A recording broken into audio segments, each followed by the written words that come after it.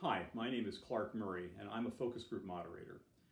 I think the decision that a client makes regarding who should moderate is a really personal one. Now, there's certainly value in looking at resumes and credentials and LinkedIn profiles and all those kind of things to qualify the moderator. But I think it's a decision that also requires that the client have some personal comfortability with the person, that the client be very convinced that this is someone who gets our business, is going to be a thoughtful and strategic and nimble questioner in the focus group situation, and is going to perform well. And I think the only way to get really a full sense of that is to have some personal interaction between the client and the moderator, so that that level of trust, understanding, mutual respect is established. Picking a moderator is a very, very personal decision.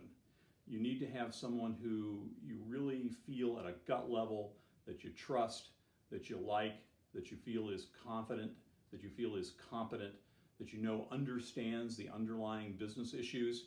It's not just a matter of looking at credentials on paper. I think there is a need for some real human interaction between the client and the moderator going through that qualification process.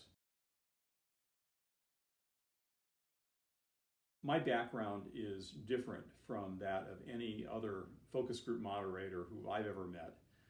After I got out of undergrad and graduate school, my first job, my first professional experience was as a television news reporter. I was lucky enough to get hired by an NBC-owned and operated station, WCMH-TV in Columbus, Ohio, where I worked as a general assignment news reporter and also did some specialty pieces in the area of business journalism. The terrific thing about that experience as background for being a focus group moderator is I learned two important things. First, I learned a lot about how to ask questions and get information, sometimes getting information that the interviewee didn't want to reveal.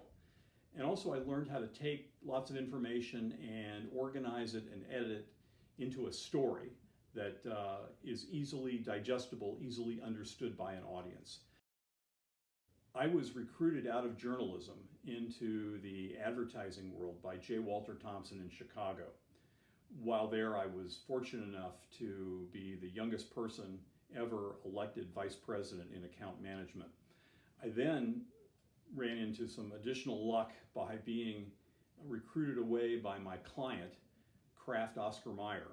And they gave me some terrific opportunities. I got to be a brand director over the Lunchables business, serve as director of new products, director of strategy, and finally as assistant to the president of one of the Kraft operating divisions. Value of all that experience was it gave me really a 360-degree view of the world of marketing and advertising, had the line management perspective at a big consumer packaged goods company, great experience in new products, established brands, as well as my advertising experience, which gave me some sympathy for the agency perspective on things. An asset that I bring to my work with clients is experience in a wide range of qualitative research situations. I also have experience with just about every qualitative research format that's out there, from in-facility, in-person focus groups and IDIs, things over the phone, focus groups and IDIs, webcam focus groups, webcam IDIs, ethnographies, where we get a camera crew and go into someone's home or to their place of business or to the work site. Also have done things with new technologies such as the dials, which we use to capture consumer reactions in a real-time situation spontaneously as we're showing them a piece of stimulus.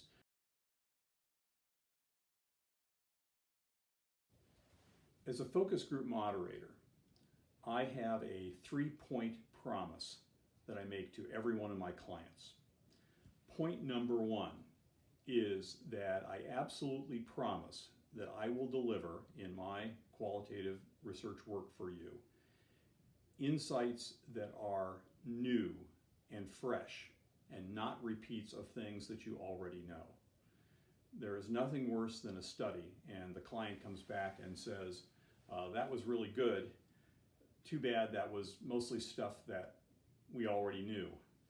And everything I do in a study, from the preparation to the development of the discussion guide and respondent exercises, to the conducting of the actual focus groups or interviews, to the way the report is written, is focused on the idea of delivering learning that is new and not repeats of what the client already knows.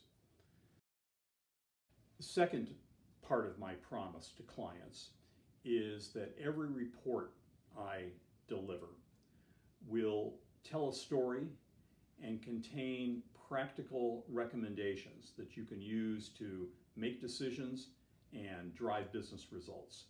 Every report I deliver includes a section titled Things I Would Consider Doing If I Were You. And the idea behind that is to give the client my input as the one who actually interacted with the respondents, to give my perspective on, here are the points, 1, 2, 3, 4, 5, that I think you would be very well advised to at least consider taking action upon.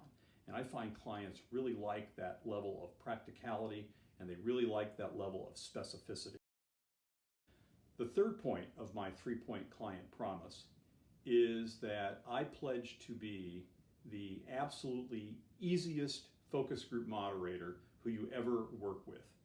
And by easiest, I mean one who is the most responsive, the nimblest working, the fastest working when you need speed, the easiest to get through your procurement or purchasing department, most cooperative, most flexible, all those things that make it easy to do business with me.